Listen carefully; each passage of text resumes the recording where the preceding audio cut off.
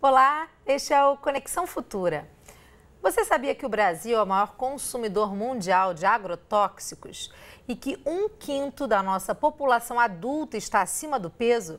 Pois é, esses dados revelam a necessidade de trazermos uma discussão mais profunda sobre os nossos hábitos alimentares. E essa é a proposta do movimento Comer Pra Quê, uma iniciativa do Ministério de Desenvolvimento Social e Agrário em parceria com algumas universidades públicas aqui do Rio de Janeiro. A ideia do movimento, direcionado à juventude brasileira, é despertar a consciência crítica de que nossa alimentação é fruto, sim, de ações políticas. Outra discussão importante sobre esse assunto está relacionada aos altos custos de alimentos orgânicos, impedindo que boa parte da população tenha acesso a gêneros mais saudáveis.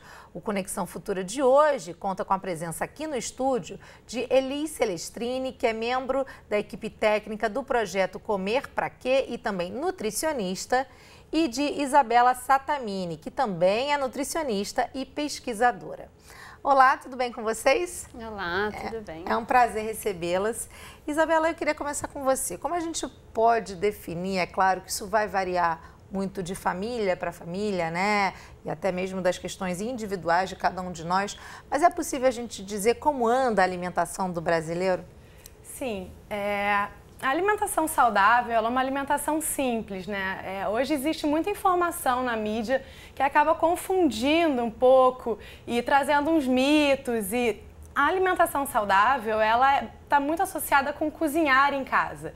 Então isso varia de região para região. O Brasil é um país enorme que tem diferentes hábitos. Então o uso de alimentos regionais, de produção local e comida de verdade, que a gente chama, né? E a gente não vem comendo dessa forma. Sim, infelizmente o consumo dos alimentos ultraprocessados, que são aqueles alimentos que são de formulação industrial, que você não consegue reproduzir em casa. Então, os alimentos processados, eles são, pode ter uma produção artesanal, então um queijo, um iogurte, né? Uma compota, você pode fazer em casa um pão, e eles já existem na humanidade há muitos anos. Já os ultraprocessados, eles são novos e eles são só da indústria, você não consegue fazer um refrigerante em casa. E eles são desbalanceados nutricionalmente e o consumo deles vem crescendo muito. E eles estão associados com o ganho de peso, que por sua vez, né, leva à obesidade e a uma série de doenças crônicas. Elis, a gente citou na abertura do programa o projeto Comer Pra Quê, que você representa aqui, e traz muito esse aspecto que a Isabela colocou, né, de trazer à tona, então, a discussão sobre a alimentação no Brasil. Como funciona o movimento? O movimento, ele surge a partir de uma preocupação também de como a juventude, os jovens se alimentam e vêm se alimentando, né? A gente percebe um consumo elevado de alimentos ultraprocessados, aliado a isso, um número reduzido de ações de educação alimentar e nutricional voltado especificamente para o público jovem. Então, assim, com base no marco de referência de educação alimentar e nutricional, essa iniciativa, ela busca, então, como você situou, né, desenvolver essas estratégias. O movimento, ele busca trazer a perspectiva da alimentação para além da alimentação saudável. Enfoca também os aspectos socioeconômicos, culturais, ligados à alimentação, para cativar esse público jovem, a discutirem e pensarem sobre alimentação. Quer dizer, comer também seria uma ação política? Seria uma ação política. Deve ser alvo também de políticas públicas. Certamente. E né? O próprio Guia Alimentar, como a gente vem conversando, é um exemplo disso. Mas quando a gente fala de comer como ato político, a gente está falando da maneira como nós podemos nos posicionar de uma forma mais contestadora diante daquilo que a gente escolhe comer, comprar e consumir. E o movimento Comer Pra Quê, ele busca trazer essa perspectiva, essa reflexão crítica para os jovens brasileiros, que é uma perspectiva que a gente pôde observar durante a nossa etapa de pesquisa, de estudo, que nós circulamos por diversas capitais brasileiras, que é uma perspectiva que interessa, sim, a juventude, diferente do que a gente ouve, né, circular de que o jovem não se interessa por alimentação. E não, ele se interessa, se preocupa sim e tem as suas inquietações em relação a isso. Muito bom. Vou aproveitar então que a Elis já falou do Guia Alimentar para a população brasileira para mostrar aí para você que está em casa. Esse guia é uma iniciativa do Ministério da Saúde com a Organização Mundial da Saúde, tem parceria também da USP. Isabela, conta um pouquinho o que o brasileiro vai encontrar aqui nesse guia, de que forma ele também pode acessar o conteúdo. Sim, esse guia ele está disponível na internet em PDF, ele é para uso, para manuseio de toda a população. Então a gente recomenda muito que se você é professor, educador, né, agente comunitário, profissional de saúde, que você acesse o guia, que você traga esse guia para discussão na sua comunidade, na sua família também, porque ele reúne as evidências científicas mais atuais, baseadas num banco de dados de representatividade nacional. Então, o que ele traz é essa classificação dos alimentos por meio pelo grau de processamento. Então, ele recusa um pouco essa ideia de que alimentos são os nutrientes. Então, a alimentação está para além dos nutrientes. E o grau de processamento é que é mais relevante. Então, nesse contexto, os ultraprocessados é que são um problema, né, e devem ser evitados, e traz a necessidade de um resgate da culinária e também muito do aspecto cultural e social da alimentação. Você citou na fala anterior, Isabela, os refrigerantes. Que outros exemplos você pode dar de alimentos ultraprocessados que infelizmente estão muito presentes aí na mesa do brasileiro? Seriam os salgadinhos de pacote, né? Vários carnes ultraprocessadas, então aqueles hambúrgueres prontos, salsicha, quibe, tudo isso muitas vezes vem congelado e são alimentos prontos para o consumo. Eles dispensam qualquer preparação culinária, você frequentemente vai comer isso sozinho, você não divide, né? Ele dispensa o uso de garfo e faca. Eles estão prontos para o consumo ou prontos para aquecer. E aí, por isso, eles rompem, né, com a cultura alimentar. Né? Cada país, cada região do país tem a sua cultura alimentar que vem ao longo de anos de evolução, de cultura. E esses ultraprocessados, eles rompem com isso, né? Eles rompem com a convivialidade. Então, eles... O social, né? Acaba Sim. Que é uma coisa muito bacana quando, né, se a gente voltar lá... Na minha família tinha muito isso, né? Família mineira adora sentar à mesa e conversar, né? Senta à mesa e fica, né? E isso é um aspecto muito legal da alimentação também. A gente pode dizer que isso vem se perdendo um pouco?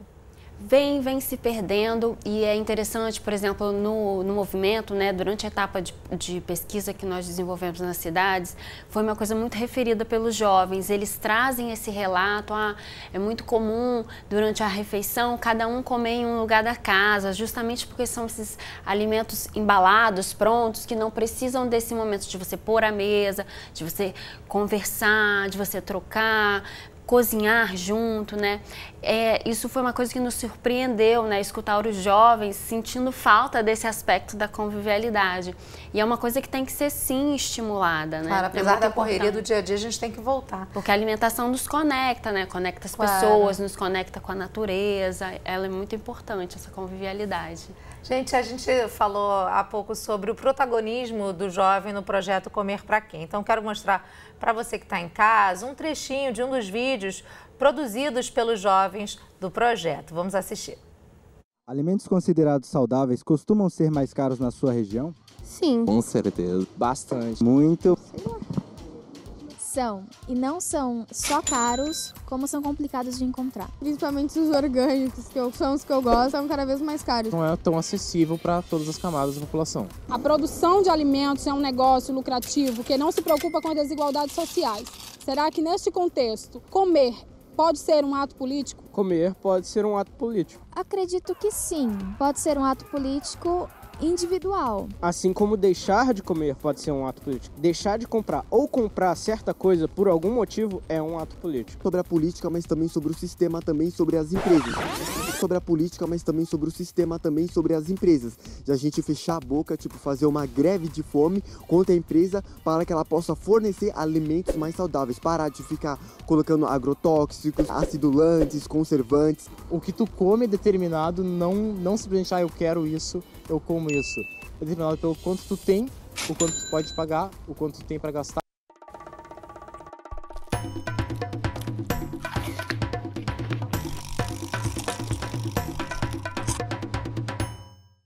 Muito legal, né? Eu vou aproveitar para chamar então para o nosso bate-papo a Mariana Garcia, que também é nutricionista e trabalha como pesquisadora do Instituto de Defesa do Consumidor. Tudo bom, Mariana?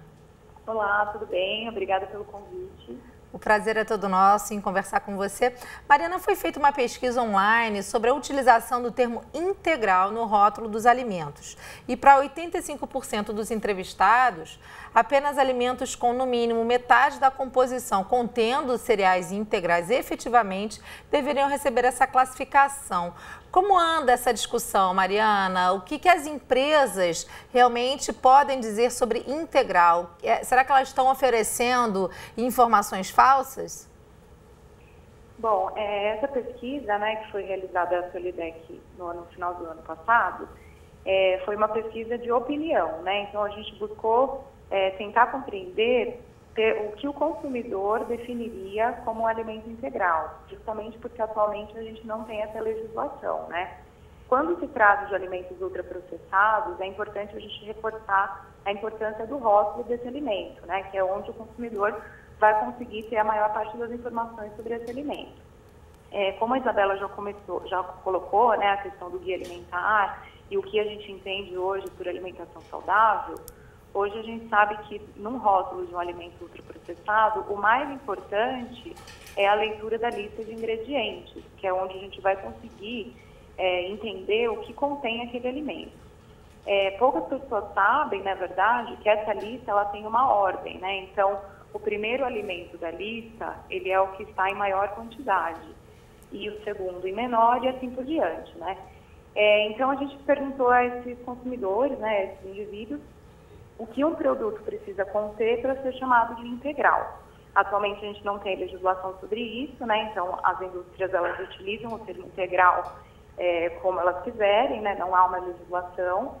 E aí a gente teve esse resultado surpreendente, né? 85% das pessoas considera que pelo menos 50% dos cereais ou farinhas, enfim, presentes nesses alimentos deveriam ser integral para que a indústria pudesse utilizar o termo integral no rótulo. E na área da nutrição, né, como vocês... Oi, desculpa. Como vocês, então, nutricionistas, vêm discutindo essa questão, né? O que deve ser realmente considerado um alimento integral, já que ainda não existe uma legislação sobre isso no Brasil, uma legislação vigente, o que deveria ser considerado um pão integral, um bolo integral? Isso. Então, por meio dessa pesquisa, a gente já identificou o que o consumidor acha, né? Então, o primeiro ingrediente da lista deveria ser farinha integral, né? Hoje, o que a gente tem, infelizmente, é a mistura de farinha refinada com farelo de trigo, né? E não é a farinha feita do grão integral, tá? Existe uma diferença aí. As discussões estão avançando, né? Tanto no âmbito da Anvisa, quanto no âmbito acadêmico, enfim. A gente ainda não tem um posicionamento claro ainda sobre como vai ficar, mas provavelmente vai haver futuramente aí uma regulamentação sobre isso. Mas, de fato, para ser integral, o alimento deveria ter a sua maior parte integral, né, de grãos integrais ou de farinhas integrais. Eu vou voltar a conversa aqui para o estúdio. Para Elis, falta ainda muita informação, Elis, sobre isso. Na hora em que a gente vai ao mercado, né, muitas vezes a gente procura uma nutricionista para perda de peso ou para melhorar realmente a nossa alimentação. E aí a gente procura um produto integral na prateleira. A gente pode estar sendo enganado, porque a gente não tem esse nível de informação que quem é especialista nessa área tem. Claro, todo mundo está sujeito a essa armadilha, né? Mas eu acho que a gente buscar a informação já é um grande passo. Então, assim, você ler um rótulo, você buscar se informar sobre aquilo que está ali, qual é essa lista de ingredientes, você conhece todos esses ingredientes. Então, buscar a informação já é um importante passo. E as pessoas cada vez mais estão conscientes em relação a isso e têm buscado essas informações, sim. Os jovens também costumam muito problematizar essa questão da enganosidade, dos rótulos, dos apelos que existem, tanto nas propagandas como também nas embalagens, né? Então a gente tem que estar realmente atento para essa questão. Quais são os benefícios que um alimento integral, Isabela, traz para a nossa saúde? O alimento integral, ele é rico em fibras, né? Isso seria o principal benefício dele, né? Mas esse conceito de integral também, assim, uma própria fruta, verdura, um legume in natura, ele contém muitas fibras.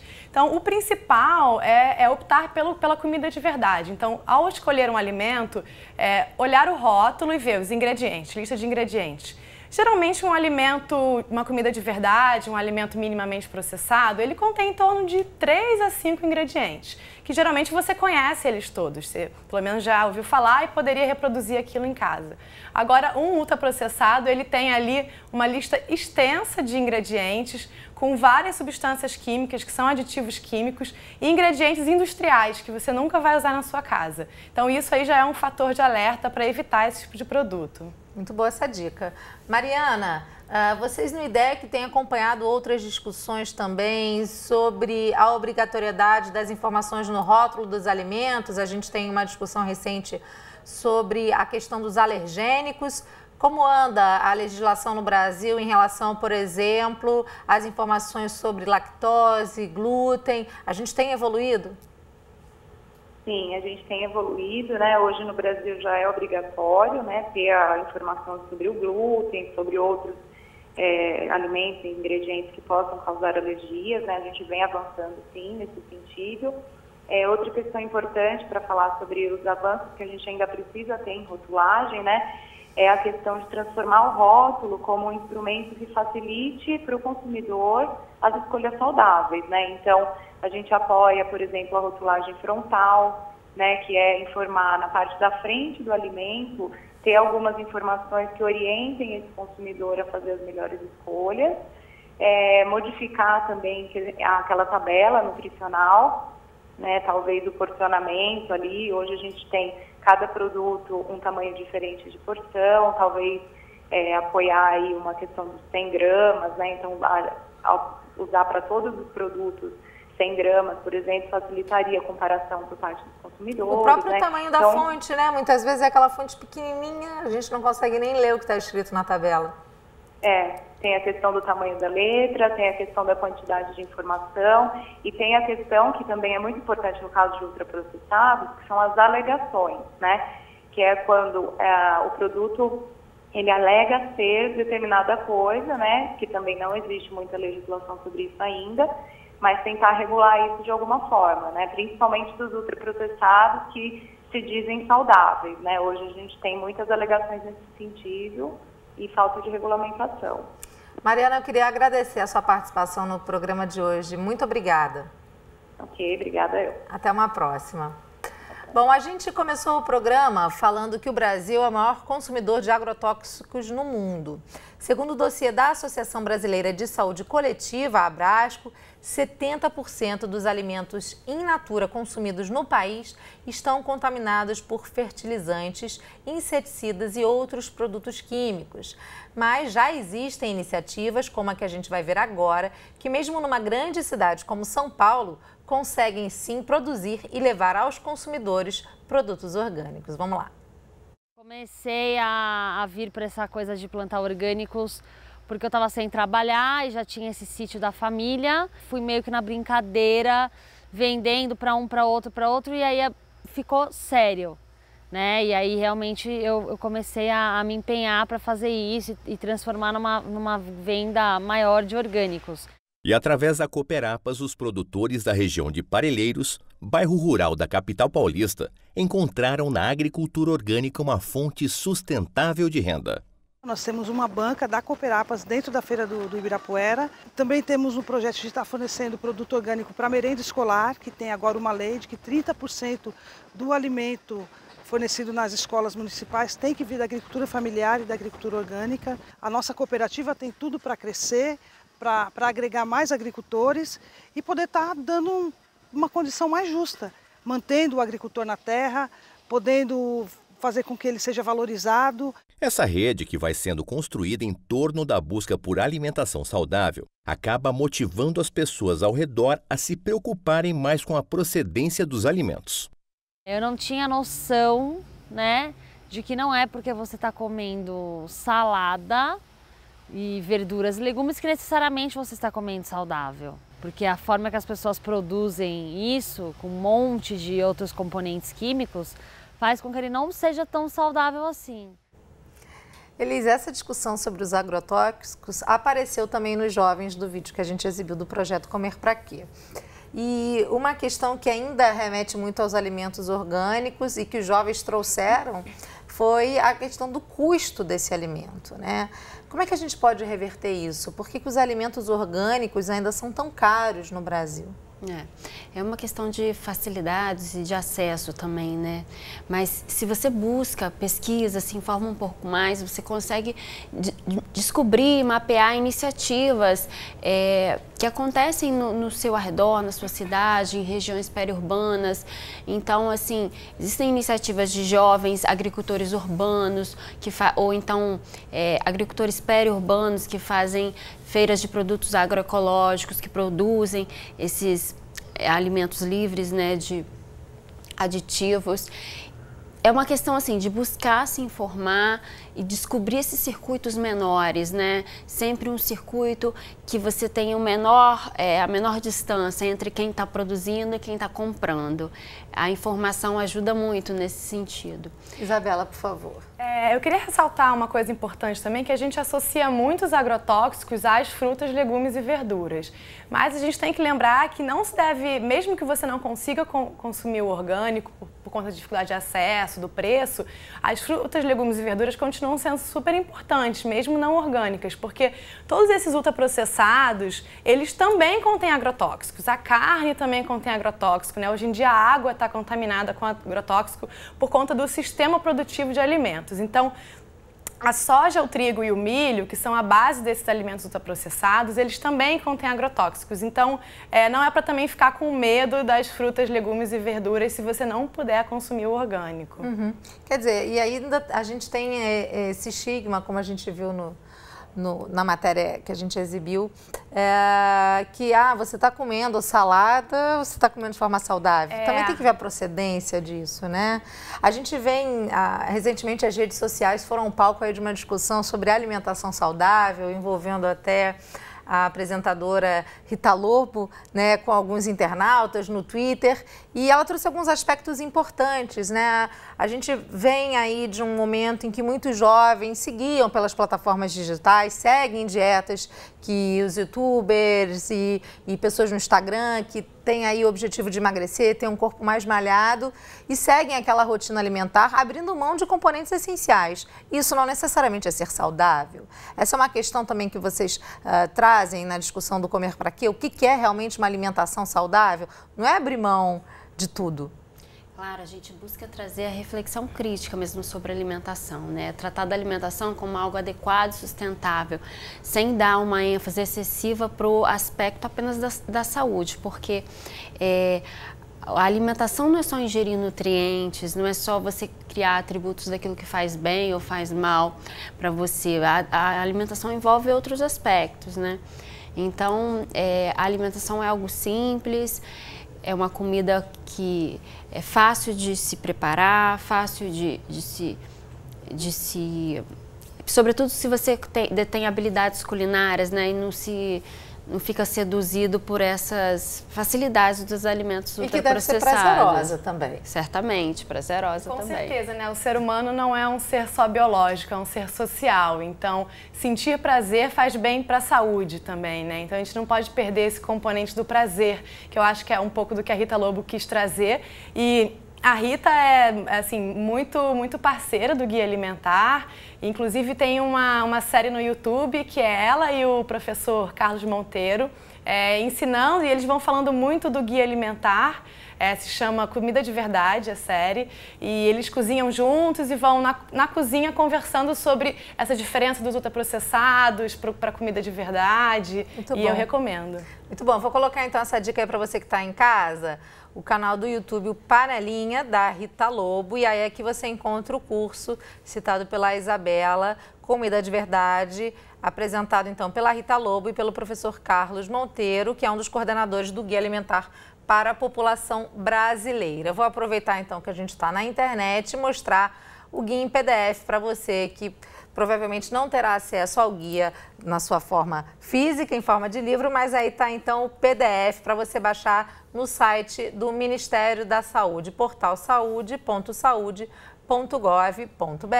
e mostrar, claro, o site do projeto Comer Pra Quê? Se você quer saber mais, então, como a juventude tem se engajado, né, em relação a essa questão, esse debate sobre as práticas alimentares dos brasileiros, acesse, então, comerpraquê.com.br.